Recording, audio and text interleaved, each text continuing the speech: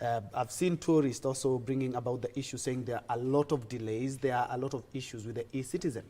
Away from that, education, bundling all these government services there. In as much as it's a good thing in terms of accountability, the public participation, parents are saying, we were not involved. We were not asked how we feel. We are not told how we're going to be paying this.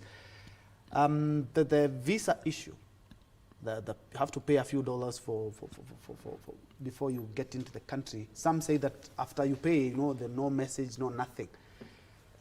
Did we just bring this issue at the wrong time? Maybe we needed to shelve it and wait for all the agencies to put everything, including their house, in order.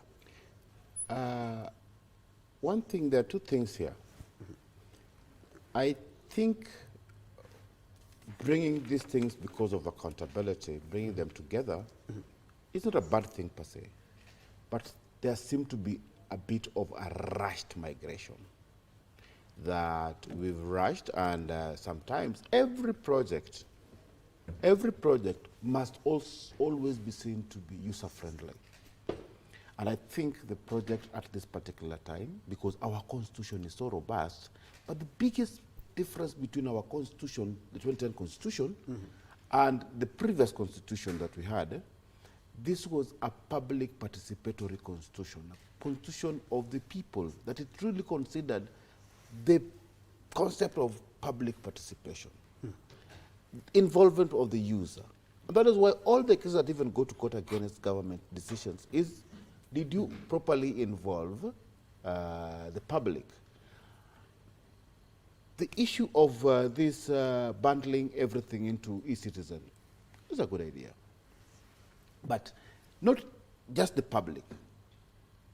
Are the people, the managers of that system, comfortable with it? For example, head teachers and managers of schools, NHIF managers. People are rushing, for example. I know of a case of somebody was telling me that, I have to rush and go and pay my NHIF because my wife is expectant and this thing might fail when I need to go to hospital.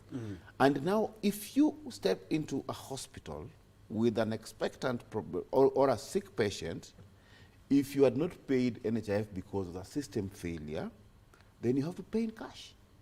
And sometimes, for example, I will tell you a good example. You don't pay for C-section surgery for pregnancy if you have NHIF.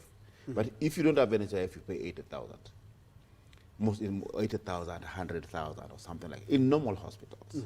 Now, you see the difference of when a system fails. In other jurisdictions, I've lived for example, in Sweden. There are times that a system fails. But when the system fails, they make sure, for example, that the payment of train has failed. They make sure that it's just free. Let them move because the boss is on their side. Yes, because it is on their side. That's true. So let the trains go. Let the economy move as we fix this thing. So it will be free. Just walk in there and go because the system has failed. You've not failed it. But here we have a system where if it fails and you fail to pay, you are to blame the person who was supposed to pay. And if you go even online, I've seen people writing that I tried to pay NHIF, it didn't get me back the message. Now I'm worried because I have a patient. And if I'm not able to pay in time, that means that I have to pay cash.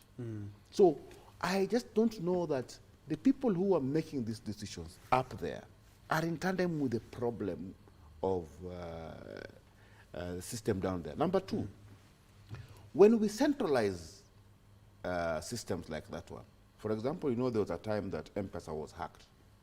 And when it is hacked, the whole country is waiting. And people are waiting from hospitals in Lodwar, hospitals in Meru, and the entire country is waiting for example, M-Pesa to come up. The whole system. I will tell you for one thing, like, I myself have not been able to use cash for a number of times. But sometimes I always try to make sure you feature kidogo some cash, because if M-Pesa fails, then you can't do anything. You can't move on matatus. But we've accepted technology as a people. We use matatus, we use Ubers, we use everything. We pay everywhere. It's accepted. everywhere. M-Pesa payment now is so much common in Kenya than cash payment, which is also very safe again for everybody. Carrying money from physical money from one place to another is a difficult thing. These systems have worked elsewhere. I think Sweden also. I think now they don't have paper cash. Almost everything is paid, either a card or a phone or something.